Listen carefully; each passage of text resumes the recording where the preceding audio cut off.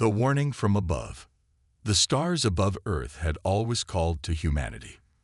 For centuries, people gazed upward with wonder, curiosity, and the burning question, are we alone? In 2147, they finally got their answer. And it wasn't what anyone expected. It began with static. Every communication device on Earth, from quantum networks to vintage radio receivers, suddenly crackled with the same interference. Scientists initially blamed solar flares, but within hours, the static resolved into something unmistakable, a message. Attention inhabitants of Sol 3. This is the collective. Your species has been observed and found wanting. You will surrender your planet and resources within 3 rotations of your world. Resistance will result in eradication. This is not a negotiation. The message repeated in every human language, leaving no doubt of its authenticity. Satellite arrays picked up the source. A vast armada of ships materializing just beyond Mars, each vessel larger than Earth's most ambitious space stations. In the United Earth Defense Command headquarters beneath Mount Fuji, Captain Maya Chen stood silent as government officials and military leaders argued around her. At 34, she was the youngest captain in the UEDC's Elite Horizon Division, specialists in unconventional warfare and first contact scenarios. We can't possibly fight them, General Williams stated flatly, pointing at the holographic display showing the alien fleet. Look at the energy readings. A single one of those ships could level continents. The Secretary General nodded grimly. Then we negotiate. Buy time. Maya studied the alien vessels. Something about their formation struck her as odd, too rigid, too perfect. Ma'am, she interrupted, I'd like permission to broadcast their message to the general public. The room fell silent. Captain, we're trying to prevent global panic, the Secretary General said. With respect, I think we need to see how people react. This isn't just a military situation. It's a human one. After heated debate, they agreed. Within an hour, the message played worldwide, reaching every connected human on Earth and the colonies on Luna and Mars. What happened next shocked everyone, including the aliens. People laughed. Not everyone, of course. There was fear, panic, religious fervor, and every other expected reaction. But overwhelmingly, across cultures and continents, social media exploded with memes, jokes, and the unmistakable sound of human laughter. Did they seriously say your species has been found wanting? Went one viral video from Nigeria. Who talks like that? I found my bank account wanting this morning, but at least I used normal words. In the command center, Maya watched the reactions flood in. This is fascinating, she murmured. It's mass hysteria, said General Williams. No, Maya countered. It's something else. It's defiance. Humans faced with the incomprehensible tend to either worship it or mock it, and we're not bowing down. The aliens noticed too. A second message came through, this one sounding distinctly less composed. Your amusement is illogical. Perhaps a demonstration is required. One of the smaller alien vessels, still the size of Manhattan, moved toward Phobos, one of Mars' moons. A beam of light erupted from the ship, and within seconds, the moon shattered into dust. The laughter didn't stop. If anything, it intensified. Did they just blow up a rock to try to scare us? Read a popular comment. That's like a burglar threatening to stomp on your garden gnome. Maya Chen understood something the aliens clearly didn't. Humans had lived under existential threat for their entire history. From nuclear annihilation to climate disaster to asteroid impacts, the species had faced countless ways the world could end. They'd made movies about it, written songs about it, and ultimately learned to laugh about it. They don't understand us at all, she said, a plan forming in her mind. And that's our advantage. The Secretary General turned to her. What are you suggesting, Captain? I'm suggesting we fight back, but not in the way they expect. Over the next 48 hours, Maya orchestrated a response. Earth's defensive capabilities were real but limited compared to the alien armada. They had orbital platforms, a small fleet of interplanetary vessels, and experimental weaponry, none of which could win a direct confrontation. But Maya wasn't planning a direct confrontation. The collective clearly operates on rigid protocols and expectations, she explained to the War Council. They expected fear, submission, or at least conventional military resistance. They don't know how to process our actual reaction. Her plan was audacious.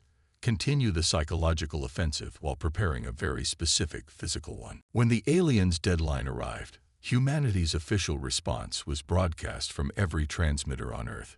It began with the sound of a studio audience laughing, followed by Maya herself, standing casually in civilian clothes. "Hi there, Collective," she said with a relaxed smile. "We got your messages. The moon thing was cute. We're wondering, do you actually have any weapons, or was that your best shot? Because we've been blowing stuff up for fun since the 1940s. As she spoke, Earth's defenses mobilized. Not toward the alien fleet directly, but in a scattered pattern that appeared random, unless you understood Maya's strategy. The aliens responded predictably, with force. 3 vessels broke formation and headed toward Earth, energy weapons charging. They fired at orbital defense platforms, destroying several with ease. "You see," General Williams muttered, "we're outgunned." Maya nodded calmly. "Yes, but they're firing exactly where I predicted, at targets I selected." The alien ships followed military logic, targeting what appeared to be key defensive infrastructure. But Maya had emptied those facilities, replacing them with something else. Quantum resonance amplifiers, a technology still in its experimental phase. When the alien energy weapons hit the amplifiers, something unexpected happened. The energy didn't just get absorbed. It got redirected, amplified, and sent back in a specific frequency Maya's team had detected as potentially disruptive to the alien ship systems. One of the advancing vessels suddenly went dark, its propulsion failing. A second began rotating uncontrollably. The third managed to pull back, but not before sustaining visible damage. In the command center, the room erupted in cheers. Maya remained focused on the displays. "This isn't a victory," she cautioned. "It's just proof of concept." The alien response came swiftly, but this time, there was a noticeable change in tone. "Your resistance is noted. The collective acknowledges tactical capabilities beyond initial assessment. We offer revised terms." Maya smiled. The message no longer spoke of eradication, but of reassessment and potential for coexistence. More importantly, the massive fleet had pulled back to a more distant position. "They're confused," she told the Secretary General. "They expected us to either surrender or to fight conventionally and lose. We did neither. Now they're recalculating." "What happens next?" the Secretary General asked. Maya's expression grew serious. "Now comes the hard part. They'll adapt their approach. They'll study us more carefully. And when they attack again, and they will, it won't be with the same assumptions." As if on cue, the monitors showed a new development. From the alien fleet, a single vessel detached and began moving toward Earth, smaller than the others, but still imposing. Not a warship, Maya guessed, but something else. A diplomatic vessel, a specialized scout. "Captain Chen," the Secretary General said quietly, "I hope you have a Phase 2 for your plan." Maya nodded, watching the approaching ship with a mixture of apprehension and curiosity. "I do. But first, we need to understand something crucial. Why are they really here? What do they want that they're not telling us?" As the alien vessel drew closer, Maya felt the weight of humanity's future resting on her shoulders. The laughter had bought them time and revealed a weakness in the collective's understanding. But the next exchange would be different. The aliens were learning. The question was, could humans stay one step ahead? Outside, across the planet, people continued to laugh, not out of ignorance of the danger, but out of the uniquely human ability to find humor in the darkest situations. It was this capacity that had confounded the collective, and perhaps, Maya thought, it might ultimately save humanity. The alien vessel entered Earth orbit, and Maya prepared to face whatever came next. "Let's see who's laughing after round 2, she whispered. The echo of humanity. The alien vessel hung in Earth's orbit like a polished obsidian dagger against the blue planet. Unlike the brutish warships, this craft had an elegant, almost artistic design, still intimidating, but with purpose beyond mere destruction. In the UEDC command center, Maya Chen studied the real-time scans. "They're not powering weapons," she noted, "and they've positioned themselves within range of our remaining defenses." "A trap," General Williams suggested. "Or a genuine diplomatic approach," countered the Secretary General. "Either way, they're adapting." A transmission cut through their speculation, different from the mechanical broadcasts before. This voice sounded organic, with subtle inflections that translation software couldn't quite smooth out. "I am Vex there, emissary of the collective. I request direct communication with your species representative." The War Council erupted in debate. Was this a genuine overture or a more sophisticated attack? Maya remained silent, watching the alien ship's energy patterns. Something about them seemed familiar. "I'll go," she finally said, interrupting the arguments. The Secretary General looked shocked. "Captain Chen, this isn't." "With respect, Mom, I'm the logical choice. I designed our response strategy. I understand their psychology better than anyone here." Maya pointed to the data. "And their ship configuration suggests they're genuinely interested in dialogue, not annihilation." After intense discussion, the Council reluctantly agreed. Within hours, Maya was aboard Earth's most advanced shuttle, approaching the alien vessel alone. The docking procedure was surprisingly smooth. Their technologies were compatible in ways that raised questions about possible previous contact. As the airlock cycled, Maya mentally reviewed everything they'd learned about the collective. Composed of 17 known species, they'd expanded through 3 galactic arms, incorporating worlds that met their standards and destroying those that resisted. Yet here they were, negotiating with Earth after a single setback. The inner door opened to reveal a corridor bathed in amber light, and waiting at the end was Vex there. The alien stood nearly 7 feet tall, with a slender frame covered in iridescent scales that shifted color with each movement. 4 arms ended in delicate, 6-fingered hands, and its face featured 2 sets of eyes. One large pair that blinked horizontally, and smaller ones above that seemed to scan independently. "Captain Maya Chen," it said, voice like liquid metal. "Your reputation precedes you." Maya maintained her composure. "Funny, I wasn't aware I had a reputation among the stars. Your tactical adaptation against our vanguard was unexpected. The collective studies potential integration candidates thoroughly, yet we failed to predict your species' response." Maya noted the terminology. Integration candidates, not conquests. "Interesting." Vexther led her to a chamber where walls displayed real-time views of Earth from multiple angles. "Your world is unusual," the alien said.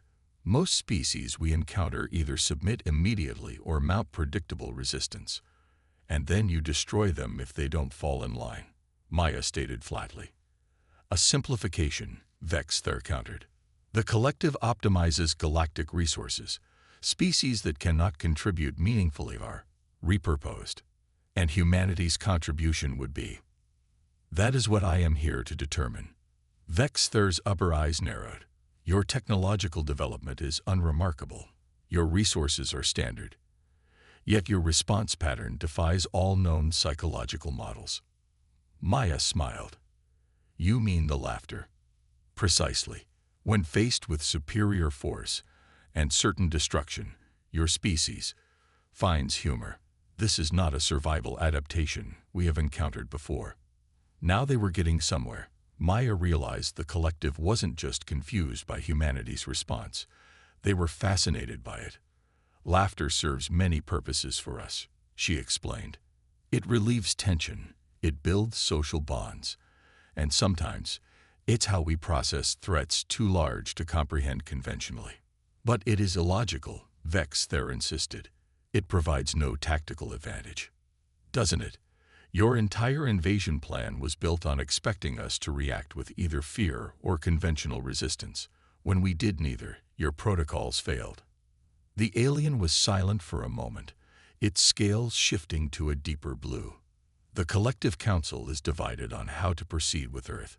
Some advocate for immediate resource extraction, regardless of resistance. And what do you advocate for, emissary? I advise caution. Your species possesses something unusual, something potentially valuable. As they spoke, Maya discreetly activated a quantum scanner disguised as a comm device on her wrist. The readings confirmed her earlier suspicion. The alien ship's energy patterns matched frequencies her team had detected during their psychological analysis of human emotional states. The collective ships weren't just powered by advanced technology. They were somehow attuned to emotional frequencies. And human laughter, that complex mix of defiance, relief, and social bonding, created patterns they couldn't process. It wasn't just a psychological advantage, it was a physical one. Let me show you something about humans, Maya said, pulling out a small holographic projector. This might help the collective understand what they're dealing with. She displayed scenes from throughout human history, people laughing during the London Blitz as bombs fell, humor emerging from concentration camps, jokes about nuclear annihilation during the Cold War, comedy shows after terrorist attacks. The collective had arrived expecting to find just another world to conquer or destroy. Instead, they'd discovered something that had eluded them for 12,000 years, a mirror that reflected their own limitations and a window into possibilities they'd never imagined. Across Earth, people celebrated not with military parades or solemn ceremonies, but with laughter and joy, the very reaction that had saved them from annihilation. The stars above Earth had always called to humanity with a question: are we alone? Now they had their answer. Not only were they not alone, but they had something unique to offer the galaxy. The paradoxical strength found in acknowledging weakness, the courage to laugh when logic dictated despair. As the collective fleet repositioned from invasion formation to protective orbit, a new message spread across Earth. Not an alien ultimatum this time, but a simple human truth that had proven more powerful than any weapon. They threatened Earth with annihilation, and humanity just smiled. Humans have always lived on the edge of disaster, she explained. We've never known true security as a species, so we developed this mechanism, finding humor in hopelessness. It's not just psychological, it physically changes our brain chemistry, helps us think more creatively, build stronger social bonds. Vexthor watched, all four eyes fixed on the images. Fascinating and unpredictable. Exactly, which brings me to my counteroffer. Counteroffer? The alien's scales rippled with surprise. The collective wants to optimize galactic resources, but you're missing a crucial resource: adaptability. From what we've observed, your 17 species all follow rigid protocols. You've optimized for efficiency, not innovation. Maya stepped closer. Humanity offers something no other species in your collective can: the ability to laugh in the face of impossibility, and then transform that energy into solutions you'd never consider. She knew she was taking a risk, but the scanner data confirmed her theory. The alien vessel's systems were reacting to her emotional state, not just monitoring it, but resonating with it. What exactly are you proposing, Captain Chen? Partnership instead of subjugation. Earth joins the collective as equals, not subjects. We bring our unique perspective, you bring your technology. Together, we solve problems neither could address alone. Vexthor was silent for a long moment. The Council will not easily accept such terms. Then perhaps they need to laugh more, Maya said with a smile. She activated her holocom, bringing up live feeds from Earth. People worldwide were holding welcome aliens parties, creating comedic art about the collective, turning potential apocalypse into a global festival of humor. While your fleet was preparing for war, humanity was doing this. Imagine what we could accomplish if we worked together. Something shifted in Vexther's demeanor, a subtle change in posture, a different pattern in its scales. I will convey your proposal, but there are factions within the collective who will demand demonstration of your value. I expected as much, Maya replied. That's why I brought this. She revealed the true purpose of her scanner device. It wasn't just gathering data, it was transmitting a specific frequency back to Earth. On cue, the global defense network activated, not firing weapons, but broadcasting, sending precisely calibrated frequencies that matched human laughter but amplified 1,000-fold. The wave hit the collective fleet like an invisible tsunami. On the view screens, Maya and Vexther watched as ship after ship suddenly lost formation, their rigid patterns dissolving into chaos. Not destroyed, but temporarily disrupted, just enough to prove a point. That, Maya said quietly, is humanity's value. We don't just adapt to chaos. We can create it and thrive within it, something the collective clearly struggles with. Vexther's scales had turned almost white. How did you? Your ships resonate with emotional frequencies. We detected it during your first attack. The rigid emotional states of your species create stable patterns your technology can harness. But human laughter, that complex, contradictory emotional state, creates patterns your systems can't process. The alien emissary stared at her, all four eyes blinking asynchronously.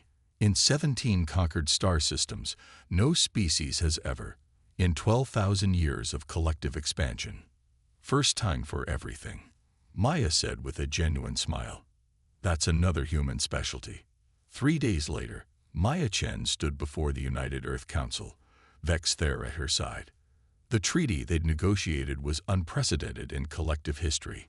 True partnership, with Earth maintaining autonomy while gaining access to advanced technology and protection. The collective still doesn't understand us entirely, Maya explained to the Council. But they recognize that our emotional complexity, especially our ability to find humor in darkness, represents an evolutionary adaptation they've never encountered. One that potentially solves problems their homogeneous approach cannot. Vexther stepped forward. The collective has existed for 12 millennia by assimilating compatible species and eliminating potential threats. Humanity is neither compatible nor eliminable by our standard metrics. The alien scales shifted to a new pattern, one Maya had never seen before. We have created a new classification for your species, catalysts, those who transform through unpredictability. As the treaty was finalized, Maya reflected on humanity's journey. From cave-dwelling primates to starfarers, humans had always survived through a unique combination of adaptation, cooperation, and the ability to laugh in the face of destruction.